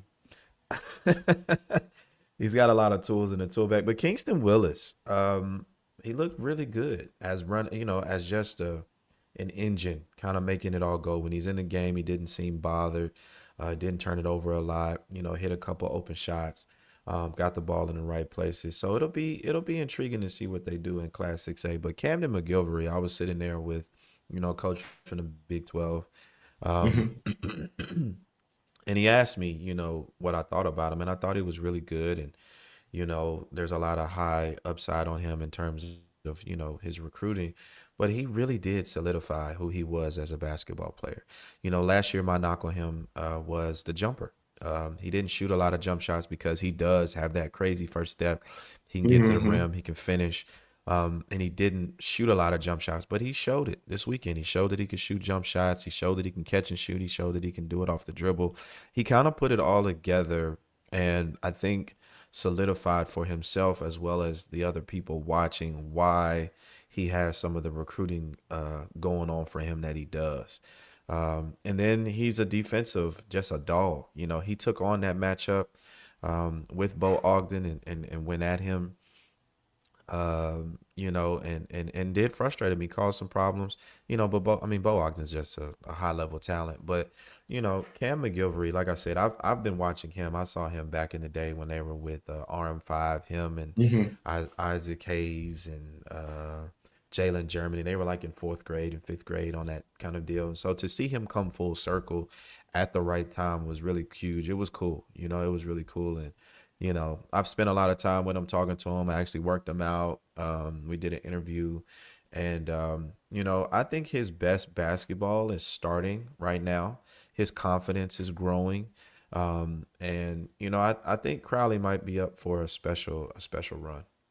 And it says a lot about his work ethic and his maturity as a player because he easily could have just stayed the same, could have not progressed offensively, Yeah. just been somebody who would have just been known for his length, racking up deflections and putting players in the rim. But there's something to be said just about the strides that he's made with his pace, his skill set, wanting to get better. He boasts a very unorthodox profile. When you see Yes. somebody who's 6 foot, 6'1" with as long as his arms are, His wingspan is so crazy, man. yeah, it's nuts, and it's been nuts. But it's good to see him put it all to good use and be productive. And as the 3-point jumper comes along, I think we could see him maximize his upside and really be somebody who can make noise in the college ranks down the road. Yeah. Moving on, Jackson Thompson. Name was buzzing everywhere I went. Coaches were asking me about him, what I thought about him. I've been high on him since I saw him last year against St. Mark's. He kind of like exploded to me, just kind of off the page when I saw him. I'd never seen him before. But this matchup that he had against Melissa, did you watch that one? Yeah, I was there. I was there because that was the same Yeah. time Austin Give Gooseby was acting the fool. Yeah, I mean, he's acted a fool the whole weekend, but Yeah, man. Jackson Thompson, his recruitment was slow, but it looks like it's going to start picking up because he showed exactly who he is. Yeah, for sure. And I think we've seen him because you mentioned his game against St. Mark's. We've seen him at different times because I was there for the, I guess it's SBC quarterfinal, the Yeah, the game before he got to the state championship at SBC. I was there for that. Um, yeah, and he lit up St. Mark's for a 30 ball, I believe, at that point, too. He just has a natural feel for scoring. I wouldn't really call him a point. I would call him a combo or, okay, just a scoring guard just because that's what he's on the floor to do and he does it well. He can just really heat up and, he knows how to get to his spots, rise over defenders, create space, whether it be the off the catch or off the bounce. He makes shots, he gets buckets, and he is athletic. I don't think he gets enough credit for how athletic he is. If you get him in the open floor, yeah, he gets above that rim. He has a nice first step, but he just brings a lot to the table when you look at an undersized scoring guard. And he's somebody who, if he chooses the right school, I could see him filling it up, for a mid-major program. Just when you look at his background of playing against high competition and going for big games. And yeah. so he was a name that I was very high on going into the weekend. And I think personally, the kid made me look really good. Sorry. That's Oh all my good. goodness. Um, No, he did. That's funny. I was gonna say the same thing. It's always I don't. People always want to. And I made a post about this yesterday in terms of like people always wanting to get involved with the things that we write and the things that we say, and wanting their kids to be promoted. But I don't think people really understand kind of, I wouldn't say the anxiety, but when you write a kid down or you put a kid's name down or you give your opinion on a kid or say he's at this level, you want them to play well. You want them to Absolutely. show, you want them to play well. You want them to show up. Like we can write about you, but we can't make you perform. You know what I'm saying? And, Jackson Thompson is someone that, Green Hill doesn't get a lot of press because of the league they play in because they're not, they don't have all these big games. But he's a name that I would definitely stand 10 toes down on, saying that he's one of the best guards in the country. I know you say combo guard. I think at the next level, I mean, I get it because he scores a lot, but I think at the next level, his best attributes will be used at the point guard position.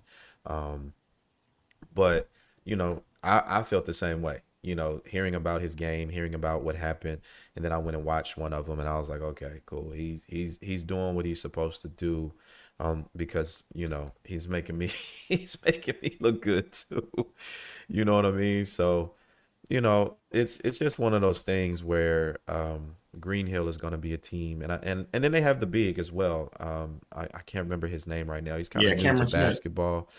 Cameron Smith, that's right. But he boasts the size. He has the size, and his best basketball obviously ahead of him. And he's growing and becoming a player in his own right and figuring it out. So Green Hill is definitely somebody to keep an eye on and to watch. Did you get a chance to go watch South Oak Cliff? I did. I did not, S- uh, Yeah, and yeah. Antoine let me hear it too. Antoine let me Uh, hear it. He stopped me in the gym. He's like, how are you not gonna watch me play?" And you don't know what? I've been knowing Antoine for 6 years. When I first met him, he was yeah, coaching a team called ATX Lockdown. They had a couple of, Division One players on that squad. yeah. But you know, I have to say I do feel bad for not watching Sock play. Like I feel like there's like just something that I wanted to support him in his first time, representing Sock in front of coaches.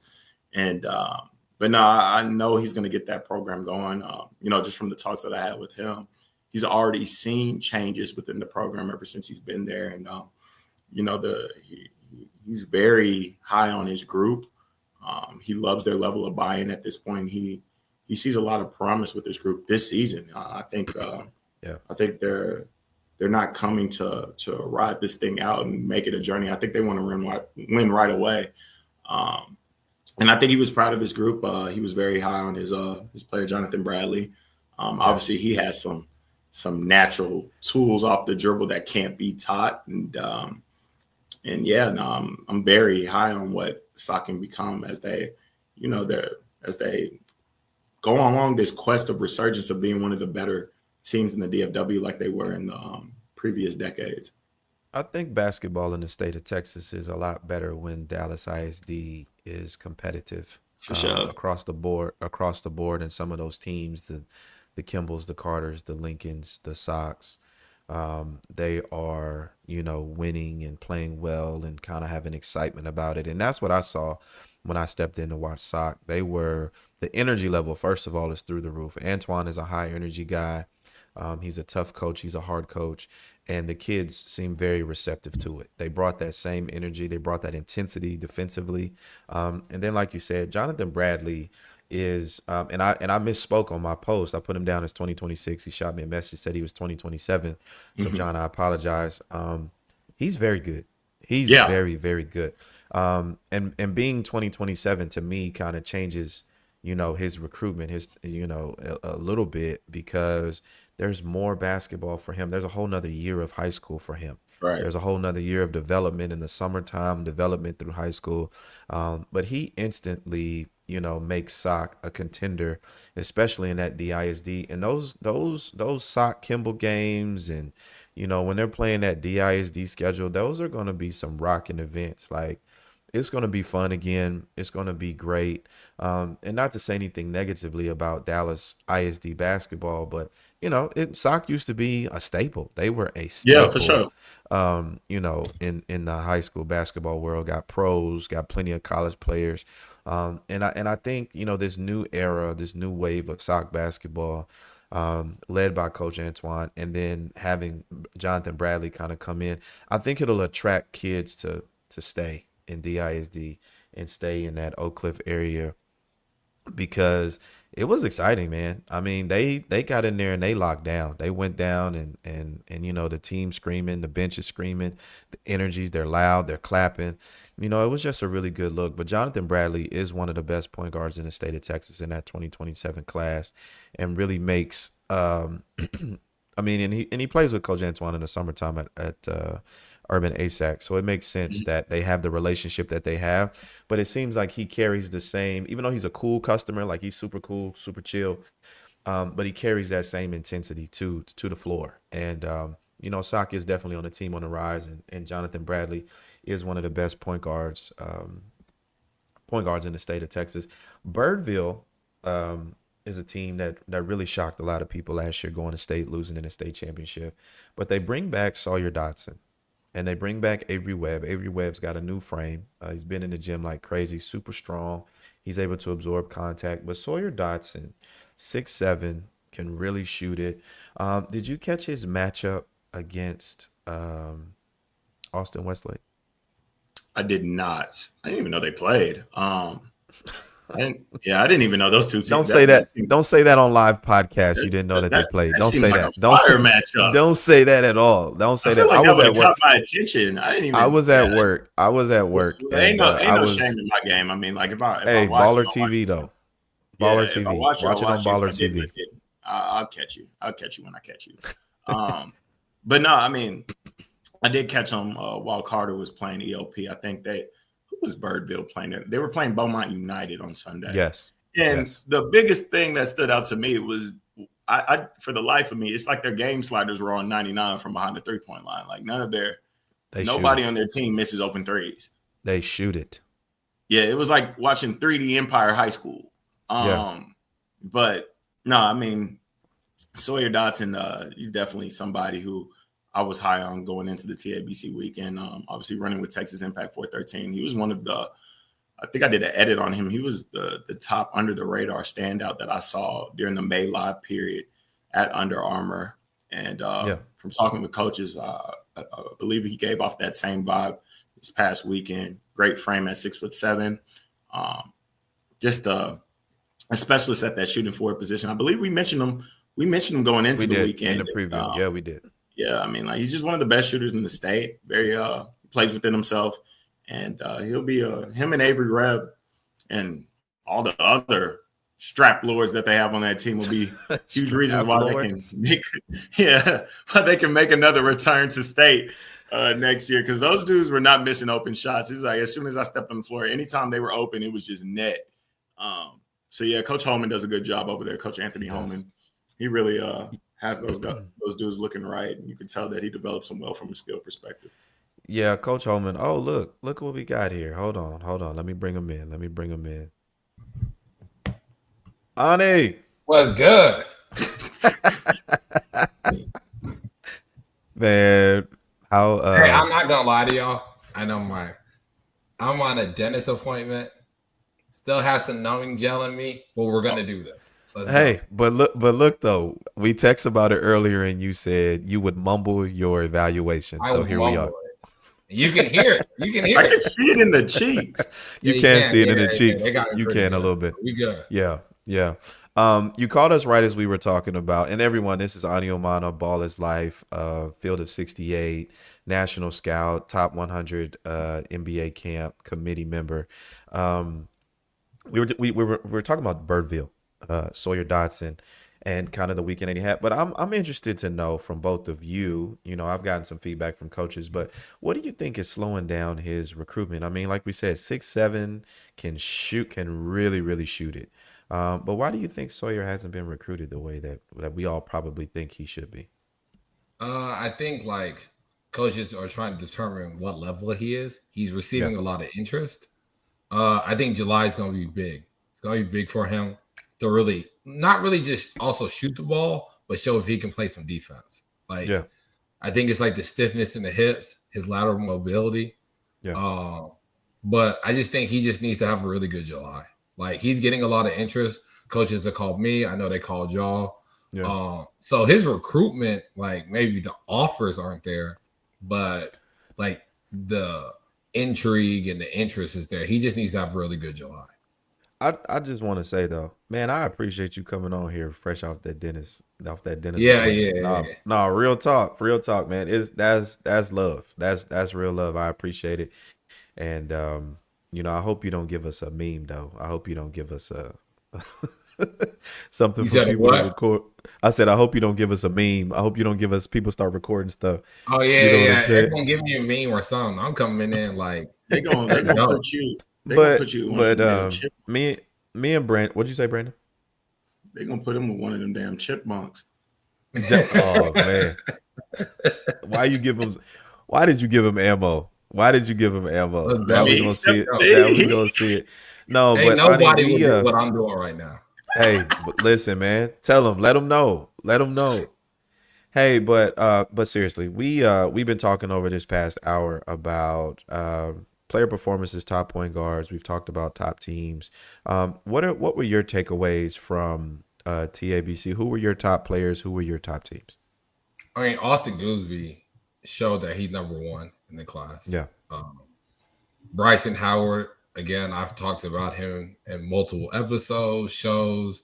I think he showed why he's moved up so much in the national rankings. To me, he was my second best performer. Dynamic Prep is loaded. Now they added Dakari Spears. yeah, Atascocita, I mean, they got to be state favorites in 6A. yeah. I really like Shaq from Dallas Carter. Yes. I think he's going to have a chance to really blow up on the national scenes if he can show what he's doing now, like in July. Yeah. But yeah, I mean, just Gooseby being number one, Bryson Howard, the normals, but like Shaq, Shakir from Dallas Carter. Charles, you called that one when you saw him in that summer league. Yeah, he has a real chance. He has a real chance. So yeah, I would just really say down. Shout out to my boys, Texas Storm, two of my guys committed. Hey, congratulations. Did Brayton commit Yeah, today? yeah, Braden committed to Lamar, All No. right, and then congratulations, Brayden. Tyson Hurd committed to UTD. UTD. Yeah, But I think my storyline is just how deep. Like the 226 class, I know everyone says it's not great, but I thought this weekend kind of showed that there's more depth than we thought. yeah. And now that we're kind of getting things in order, knowing who's the top guys, like Austin Brown had a great weekend, right? Man, he was amazing. Like I saw him against Frisco Memorial, and I watched him last year, so this was my first time seeing him since the last time I saw him, and I was like, he's gotten so much better. He seems to have a real purpose with what he does. He's wanting to get to his spots. He's they're running him off screens, catch and shoot threes. He's handling the ball more. On the Yeah. perimeter. He's not afraid to handle the ball more. He was very, very good. Yeah, I think he plays such a different role from JL3 and Lufkin. And Yeah. then in my report, I was like, I think you're going to see more like the ball handling, the passing, the self creation. Obviously, we know he can make shots. He's tall, Yeah. but I thought we saw more like playmaking, and that was good. Like he really helped himself. A lot of guys helped themselves. Trey Nunn was on fire. Like I mean, Yeah. he had about like 7 or 8 threes in one half.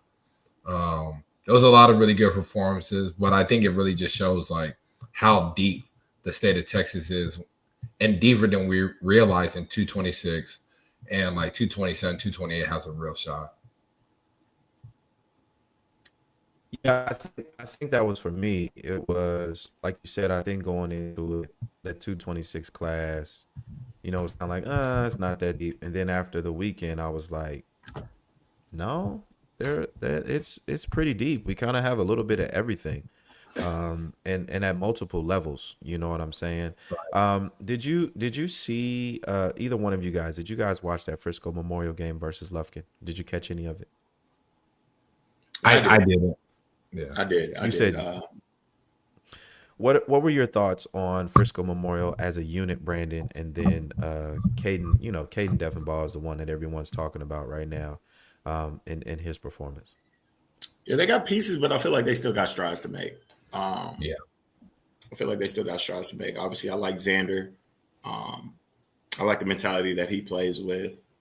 He tries to get after it, gets after on the glass, tries to make defensive plays, can protect the rim. I like what he's all about. Caden, big-time athlete with a great body. I still think that there's ways to go with his offensive skill set in its entirety. Yeah. But at the end of the day, his athleticism at the high school level is pretty game-changing. Yeah. And then, they got the VJ kid, the freshman. I think as he continues to get reps at the high school level, we'll see his confidence grow. And I think he could have some big scoring outputs as a freshman. And then Dylan Steffi, obviously somebody who's grown up in the game of basketball. There's a natural feel there. So he'll be fine as well. It's just all about them coming together as a unit and playing selflessly and seeing what works for them in terms of how to get things done when it comes to winning. And I think there's still room for them to grow as a team. And, as we see those guys, gain togetherness and learn how to get more connected, I think we could see Memorial take a jump, and those guys' individual recruitments will benefit from it. I did see 2 games. I did see 2 games from Memorial. I thought like a few of the guys were like trying to like really impress the coaches, you know what I mean? Right. Instead of like playing to like their ability, their strengths. Like you talked about it, Brandon. Like Caden's really athletic, good body, can make shots. If he let the game come more to him, I think it'll be better. Dylan, obviously, he's very selfless, and I think he needs to like kind of get more paint touches, be more vocal. I know he's younger, but do that. And Xander, like, obviously they're going to try to be physical with him, so he doesn't get deep post touches, so he doesn't get like put back dunks and stuff like that. So just understanding how to still impact the game when they take away their strengths, but just letting the game come to them. I thought they played better like in summer league games than they did, this weekend. But I mean, there's a lot of pieces, like Brandon said. I just think like they let the role of coaches kind of affect how they played. And Xander's mentality needs to be the standard, by the way. Just because, like Xander, everything he does is with opportunity. Whether it be scoring, whether it be making defensive plays, whether it be hitting the glass hard. Like he does it with opportunity. And he's just naturally team oriented. Like he's just out there playing basketball. He knows what his job is. He wants to be productive at it. And that's why he's going to end his recruitment is going to flourish because of it. And, I know I wouldn't use the words that Memorial needs to play through Xander, because I don't even know if Xander is that archetype or that type of player. But, could be more of a hub. Absolutely. Yeah. His mentality needs to set the tone for what they need to embody, because I think that can equate to winning as a whole. He could definitely be more of a hub. Like, they can use him more and play off him more. So, but I understand like his mentality, like his aggression and stuff like that. They definitely, like, the whole team needs to like really buy into that. Yeah, absolutely.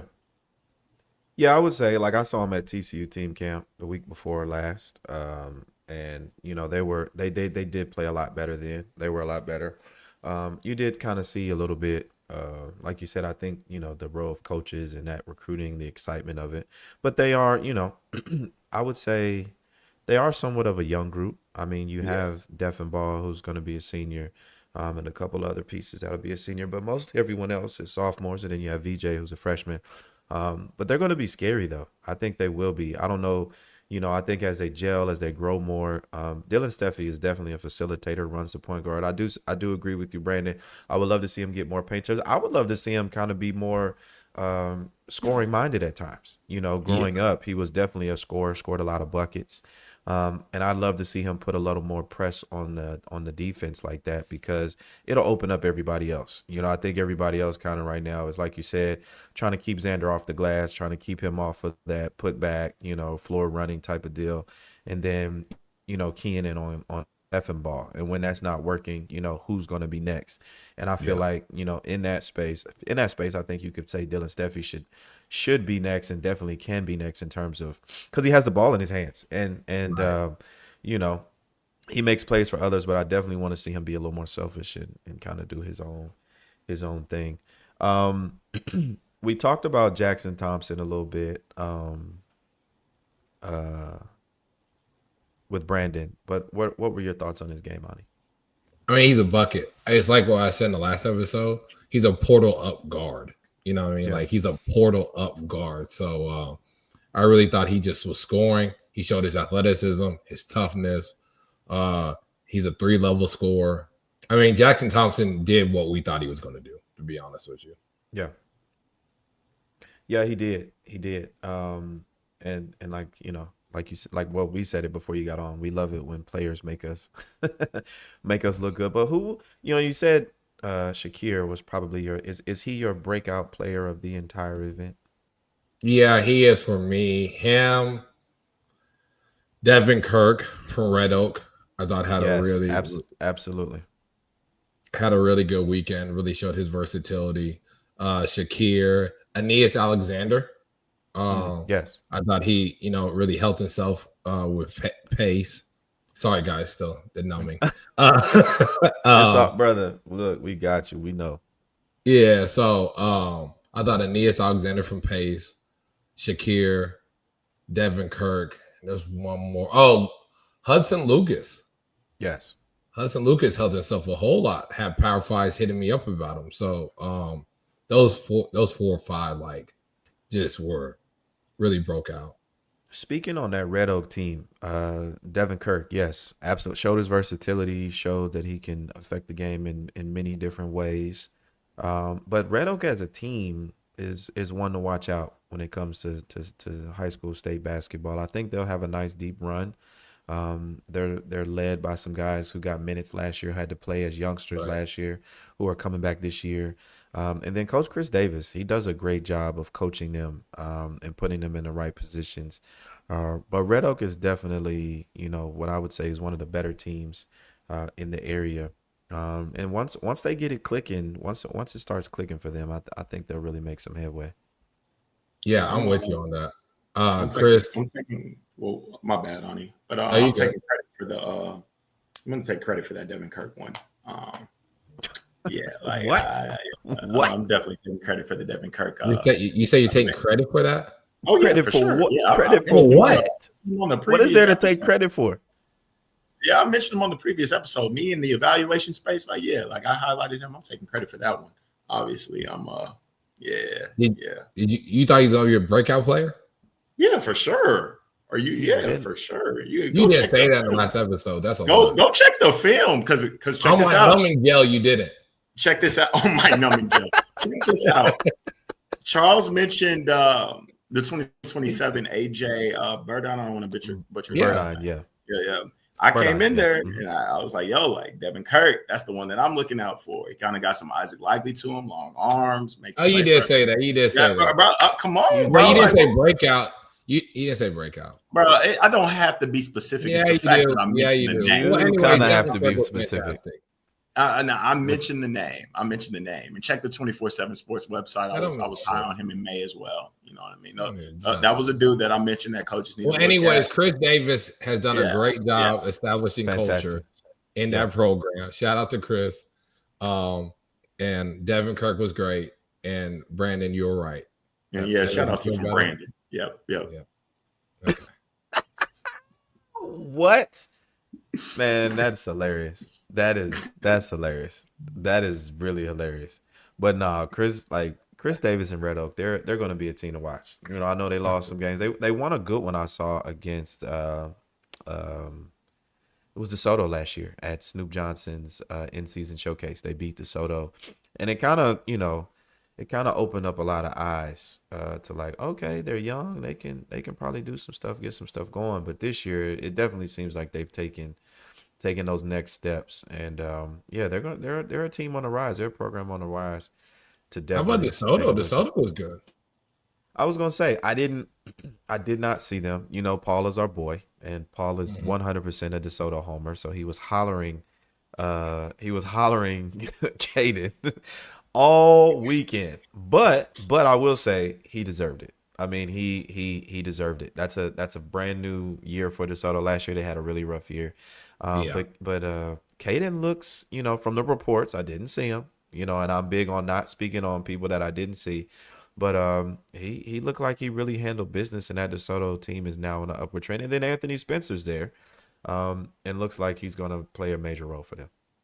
Yeah, Caden was really good, just being a big guard, got to the paint, made the right reads, made open shots, which the shooting was my thing. Like, how well does he shoot it? He was making open shots. He was really just using his body to get to the paint, throwing the lobs, kicking out to the guys in the corner. And Anthony Spencer, DeSoto's a good system for him because they play faster. Give him, I wouldn't say a simpler role, but it's just hey, just be athletic, make athletic plays. And that really impressed a lot of coaches. And then Caden, I had, high majors were calling about him after this weekend. So, he did a good job just showing with his translatable frame. Yeah. But also with the game and, the shooting where it's okay, he fits a prototype in the higher levels that coaches they'll work on and develop. Yeah, I think coaches are attracted to that frame. I think it definitely sets the tone for all that he brings to the table.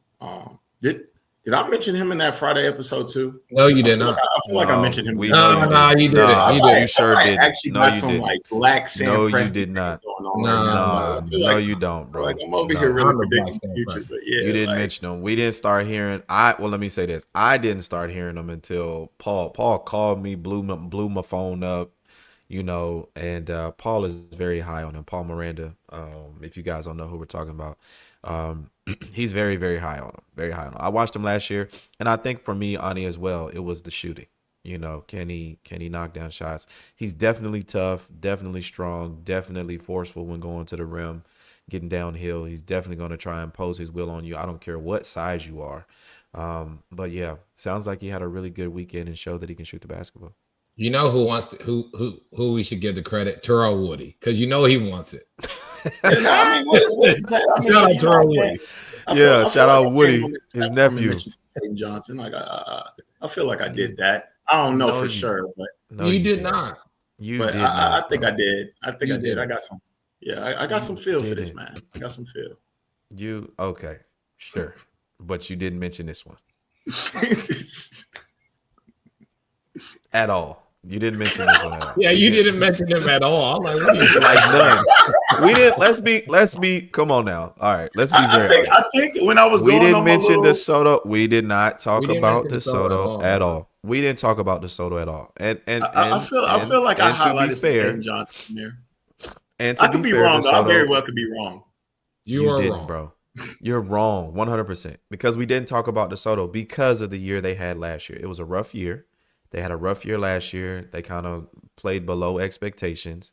DeSoto is a staple program. They are a program that has history and legacy in Dallas-Fort Worth.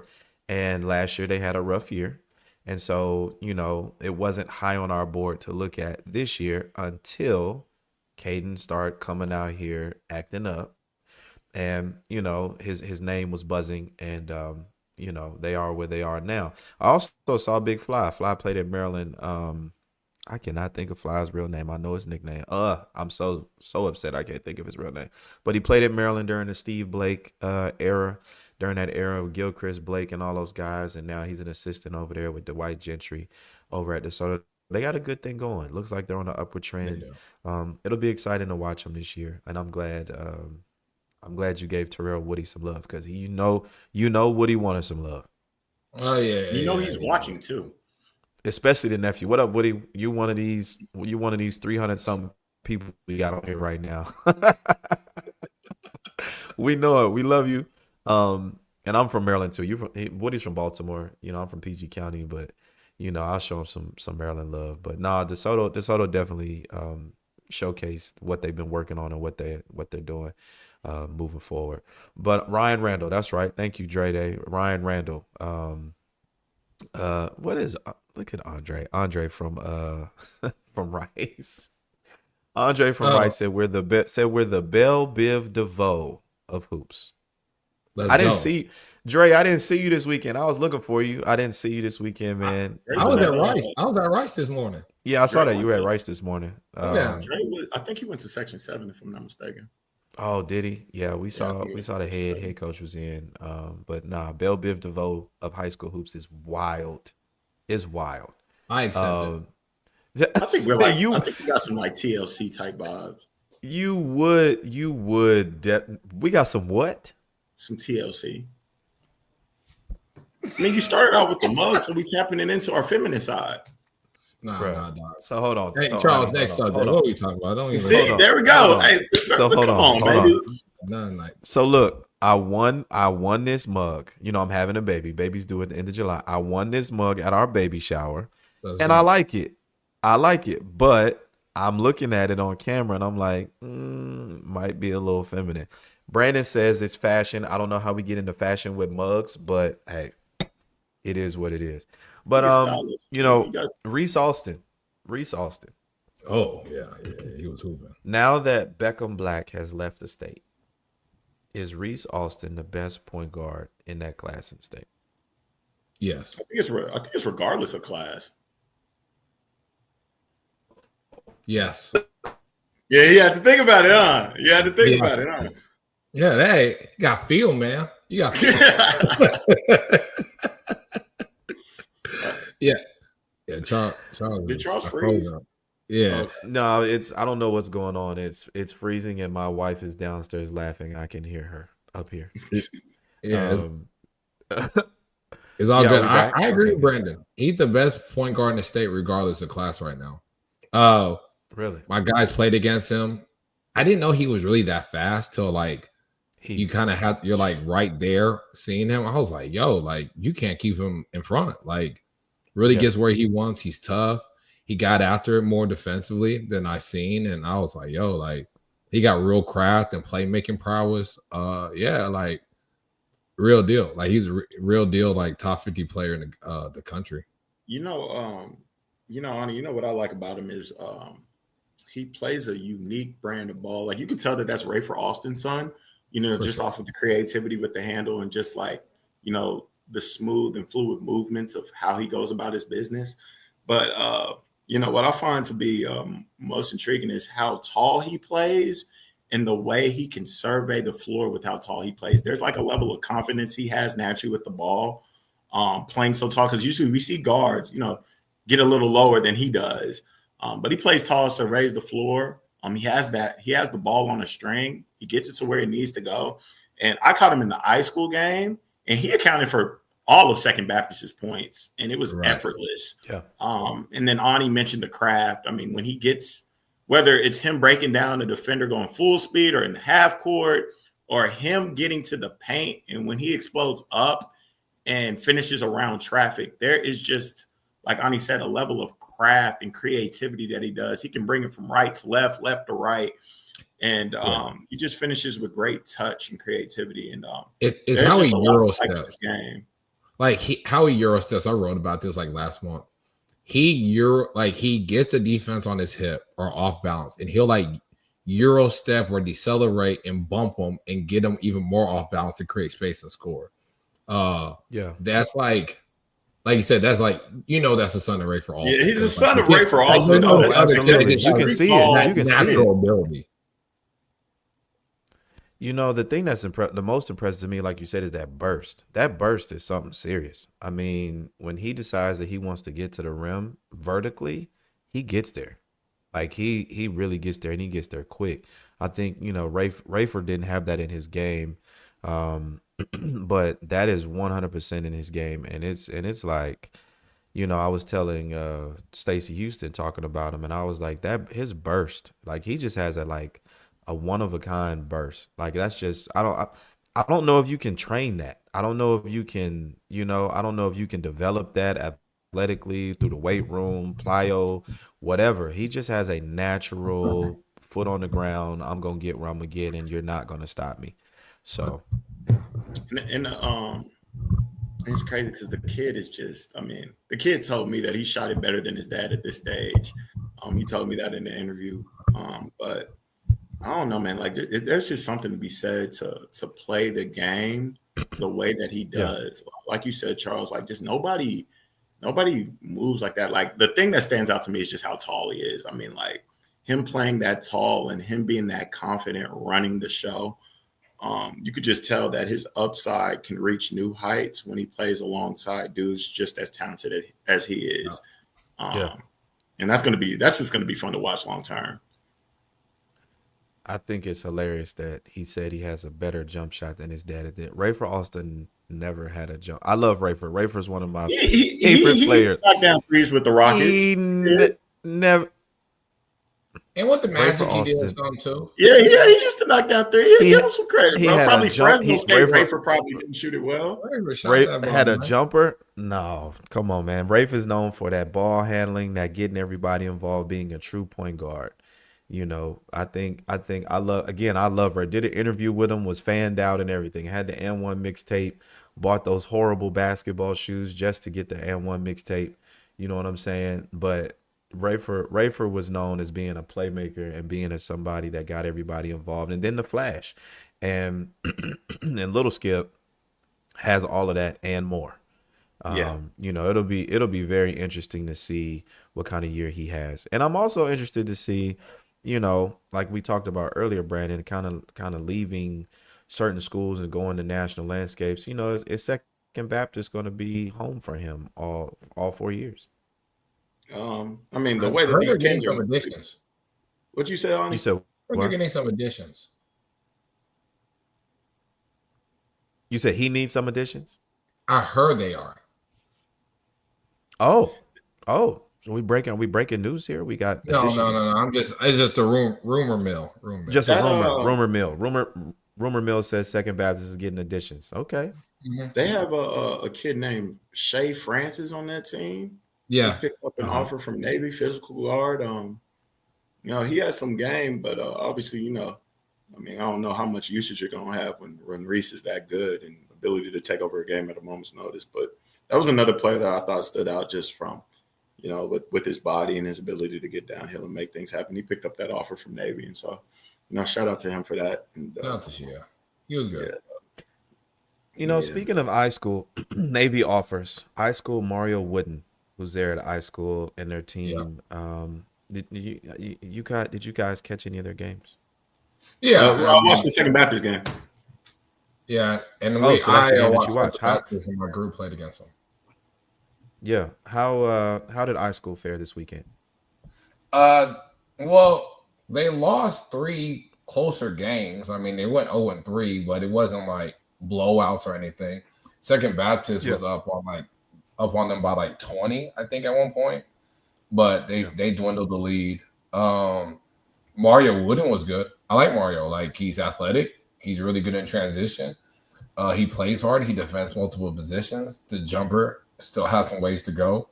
But like what he is as this like flashing wing with a high motor that'll rebound and kind of do the dirty work is translatable. I thought he was good. I like that he just plays hard no matter what the score is. He just has just keep going, like just approach to the game.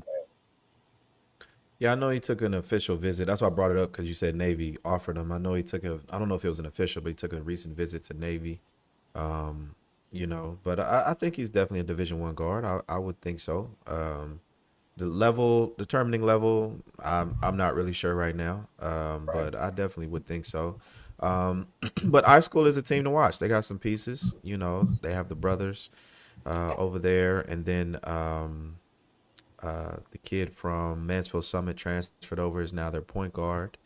So iSchool is definitely a team to watch. Definitely a team to watch.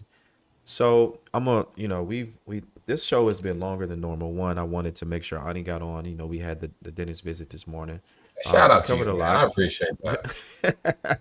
We covered a lot. You know what? And I feel like my face more and more as the show goes on. So I'm really you probably you talking, so that stuff is moving around, getting up out of there. So yeah. But I'm gonna give you the floor, each of you one each. What is your biggest takeaway from the weekend? Ani, I'll let you go first, and then Brandon go second. Let Brandon go first. Brandon, go What's first. happening? You're the Biggest youngest. takeaway You're the of the youngest. You're the youngest. Are you right? You're the youngest. I should have made you go first anyway. Biggest takeaway of the weekend: coaches look forward to the 2027 and the 2028 classes. Sure. That 2027 class has some motion. I learned about a lot of prospects, whether it be Caden, the Carter prospects really they really turned that thing out with Shaq, They did. Kazee, and Caden Ezon, coming onto the scene. I'm really high on Caden Ezon and what he can become. Chase Richardson, that was somebody that I mentioned on Friday's show. Check the film. As somebody who could really just help himself playing in front of coaches. I did too. So what are you talking about? No. Yeah, like me. Keep going. I said right. that one. Y'all was talking about the conviction. I said that with conviction. Like we talked about the matchup, and we both said Chase Richardson. Nah, ain't no we. It's just B. But yeah, Chase. Can we? I love. I love the way that he really set the tone. I mean, like I said, ambidextrous, made plays above the rim and hit pull-up jumpers. I think that game against Highland Park on Friday was his coming out party. And like you said about Jonathan Bradley, Charles, he has another year and he's playing up on 17s with TJ Ford. So I'm interested to see his growth as a player. Oh, I saw a little bit he's more. with TJ Ford now. Yeah, he plays on the 17th. Yeah, he plays team. 17. Oh, I Mhm. misspoke earlier. Check that record. Make that right. A lot of upside there. A lot of upside there. I like what he can become. Peyton Jones, I'm pretty sure.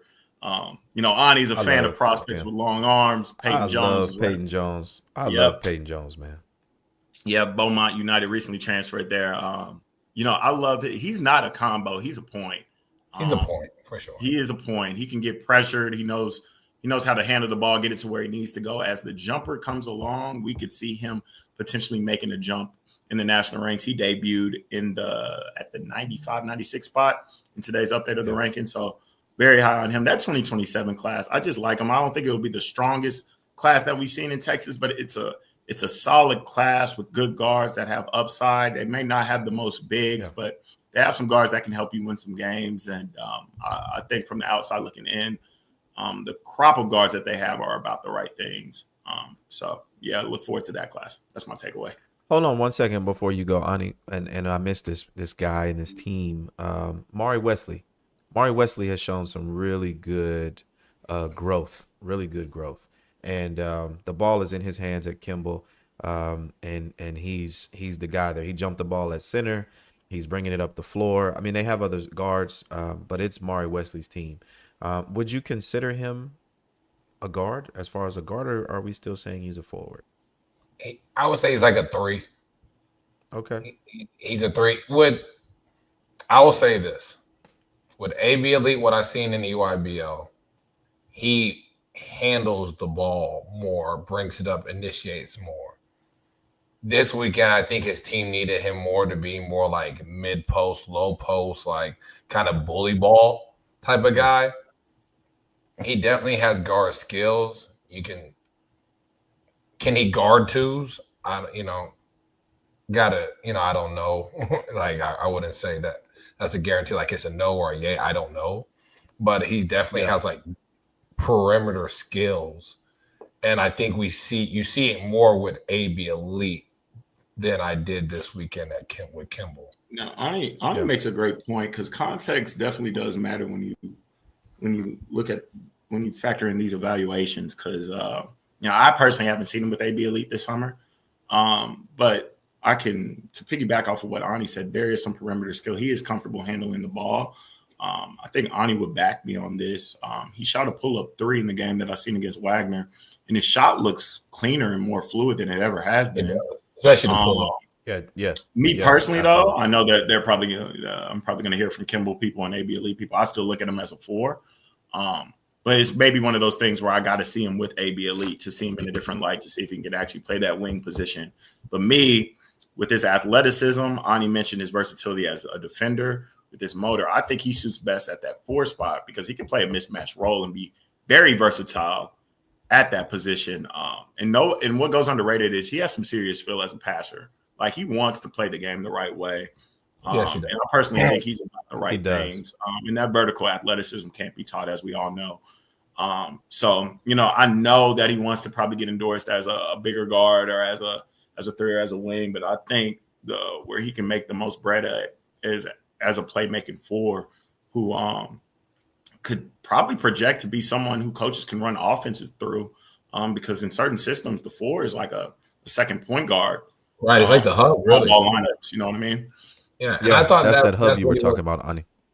Yeah, I thought for Kimball, like that's kind of in the half court, especially, was like put him in the mid post or top of the key sometimes, and then like kind of run your stuff through him. Where like I kind of seen like Kansas City, like Beckham didn't play, so like Amari played a lot of point, right? And obviously he's not a point, but just saw more of that initiating offense. Where here was like it was just different, but I definitely. Regardless, you say 3 or 4, to me, is like he's a basketball player, so like position shouldn't matter to him much because like he's gonna be a plug and play type of guy, right? In my opinion. Yeah. So, especially at the next level, like you're just gonna go where they need you. You know what I mean? It could be in some jumbo lineup situations where he maybe is the 2 in that lineup, or is at the 4 and they go smaller. Like it's gonna happen when he's in college. So, yeah. Yeah, I just wanted to get your thought. Then I have one And there's my Wi-Fi again. I don't know what happened. But Bryce Dixon at the Colony. Dakari Spears gone. The Colony is his now. He had some big games this weekend. But what's your overall thoughts on Bryce Dixon over there? I wrote about him after the Penguins All-American camp. He made like the top 60 game. I think he was really good. Like his motor is just so high. And then like this weekend, because he had to like produce a lot of offense, you saw like the jump shooting, the confidence to get into the pull up, just his ability to get to the rim. He always plays with confidence, but I saw another level of confidence from him this weekend that was like, oh wow, like he's more confident handling the ball. He's more confident shooting, especially spot up threes. Like I said, it's all work in progress, like every prospect. But like you saw that, it's almost like when Cam Lomax left Pro Skills, we saw a different type of Bryce Howard. Are we seeing the same thing with Dakari Spears gone? Are we going to see a different Bryce Dixon? Are we going to see another like Bryce Dixon take it to another level? That remains to be seen, but could be like addition by subtraction, to be honest. See, I don't know if because here's my thought on it.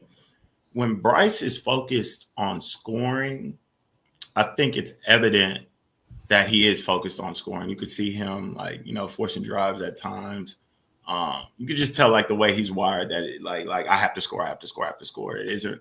I don't really think the game is coming to him. But when he takes on that approach where he leads with his motor, I think that's when we see the best version of him. When he's guarding in the backcourt, getting stops, when he's getting rebounds, making the extra pass, just doing everything that impacts winning, and also making his teammates look good. I've seen him play both sides of that, and I prefer the other side with him.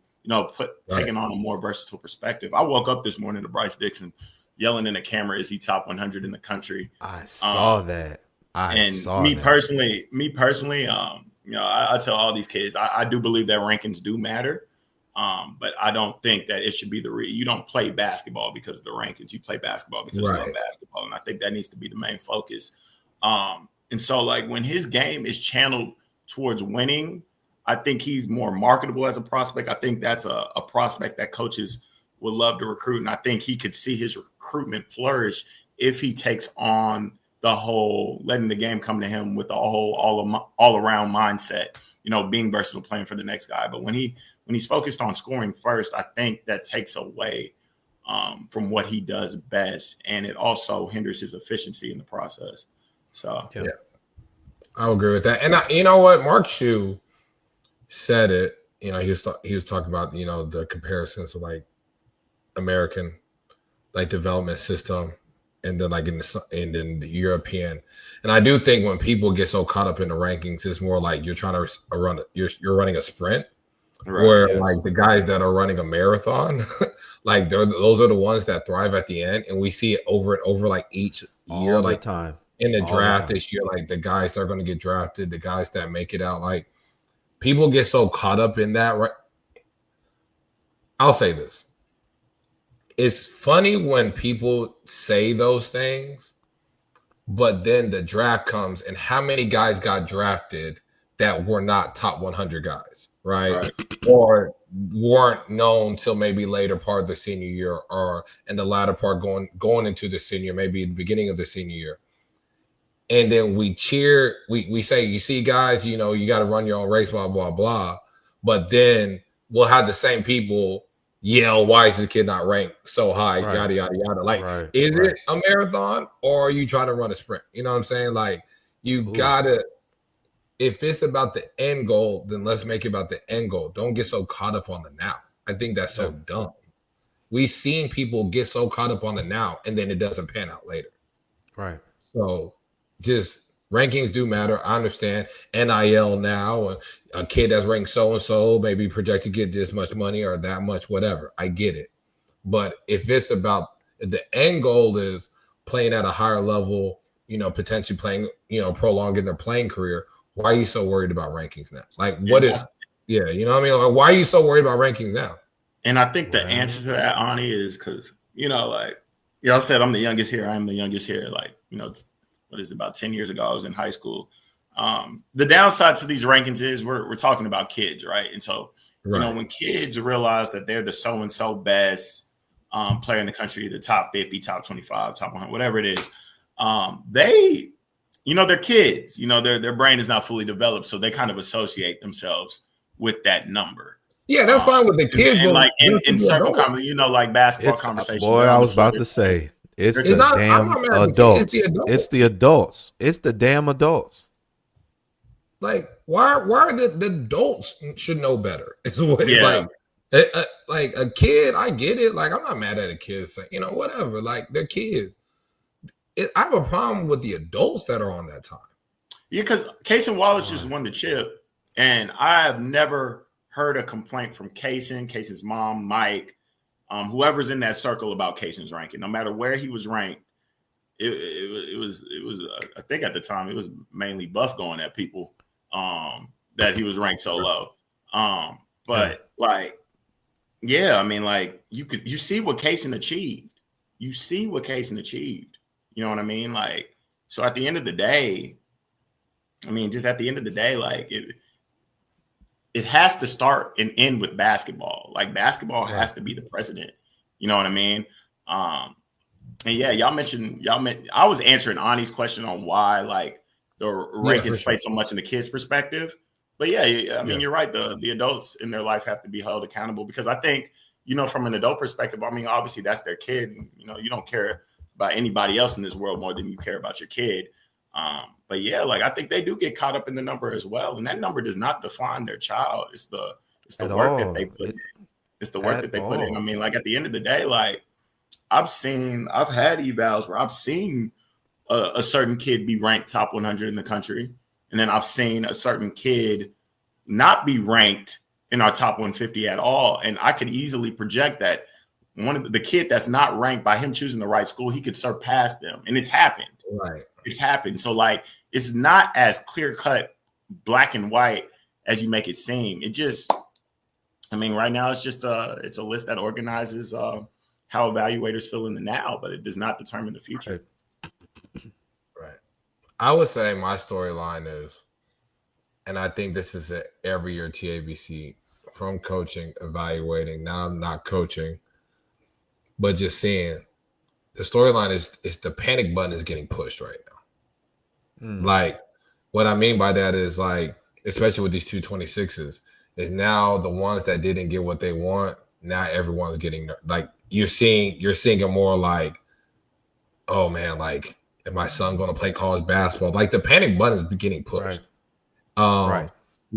Because TABC has such a lead up of, if you hoop here, you're going to get seen, you're going to get scholarships, everything's going to be A-okay after TABC. So the ones that may not have played well are the ones that played well and still don't get anything. It is now, like, they start the adults, kids, I mean, they start acting they start acting with the sense of desperation. And I would just say, like, with how college recruiting is, people talk about it all the time. Just keep being consistently productive. Get the film out. Coaches will see them. And then, like, Brandon, like, and Charles, like, how many coaches hit us late saying we got 3 spots in May? Right. Promise. Some high school kids. This, that, and the third. Promise. From all levels. Division I, Division II, JUCO. Guys give JUCO coaches take a assistant job at Division I. Now a new coach needs to take has to have a whole new team.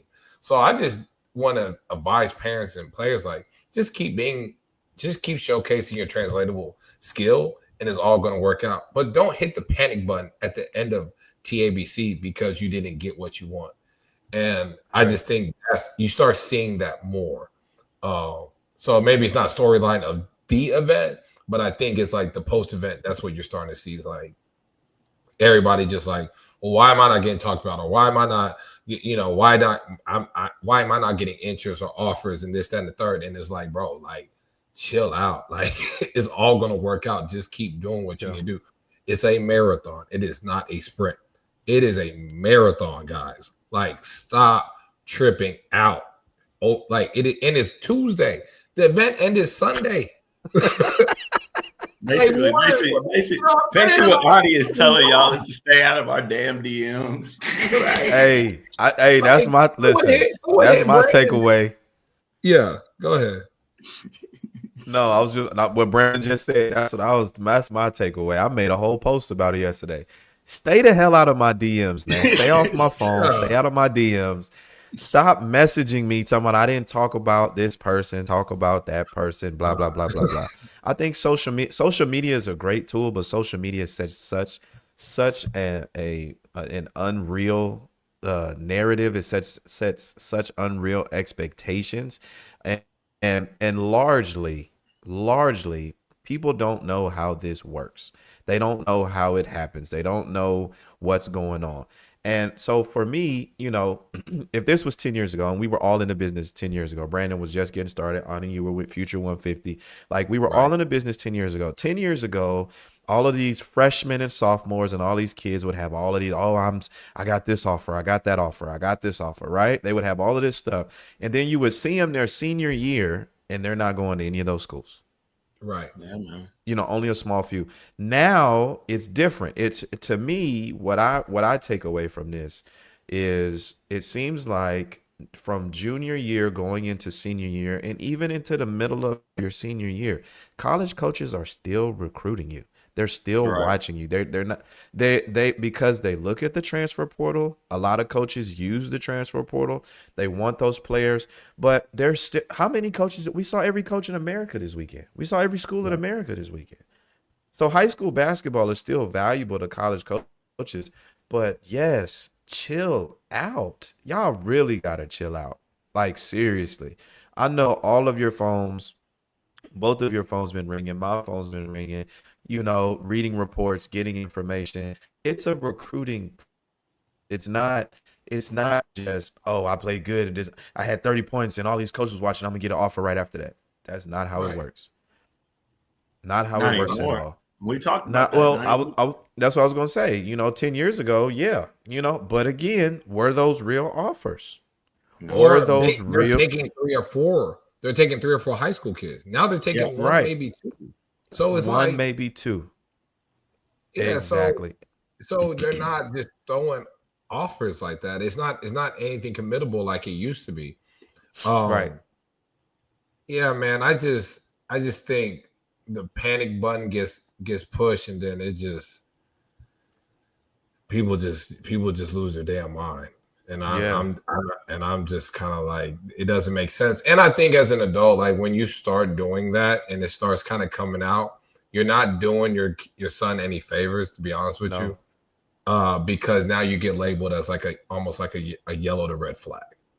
So like, so you may think people aren't talking about it, but people see it, and those coaches' perceptions or who they call, you never know who they're calling. That they're saying, hey, we heard the dad is a problem. We heard the mom is an issue, this, that, and the third. And your son is a borderline player. So just relax. Listen, we've all done a lot. Like my preview was 66 pages. 150 plus kids were written about. I had 3 sleepless nights, guys. I'm drinking double espresso shots at 2 a.m. Right? I saw college coaches with my preview, your preview, Charles, like all of us, like on their folder, they're reading it. So we're doing our jobs. Like this is some true evaluators, true evaluations. Like we are doing our job, and we're not perfect. We're not always right. We try to be as accurate, and we're not trying to be perfect. Yeah, but I am. I'm trying to bat 100. So at the end of the day, the guys that the coaches listen to are doing their jobs. Just make sure you continue to do yours and don't hit the panic button. It is Tuesday after TABC. We're in June. There's going to be a lot of coaches coming to see your son. There's going to be a lot of opportunities. And if you just continue to be steady, continue to worry about the development and the growth, they're going to play school for free if they're talented enough. Bingo. And that is a wrap. Man, I appreciate y'all coming on today to recap. Ani, we hope you feel better. I feel great now. Like I can actually talk. You were talking. Yeah, I was about to say you were talking better and better and better, man. But I appreciate both of you coming on. we were inconsistent with this last season. We just got to figure out schedules and timing and all of that other Absolutely. stuff so we can, because I think they want to hear from Bill, Biv, and DeVoe. Dre, I can't believe Dre did that, but they they want to hear from us, man, and I really enjoy it. I love the basketball insight. I'm always learning from you guys. I'm growing with you guys, and I appreciate you being on. But I have to also say, I played in Swin City. Bro, Oh, did you you see did? that Let's photo? go. Did you see that I played photo of it. him hooping? Charles I lived played out in. my dream. Hey man, look, I'm putting this in the.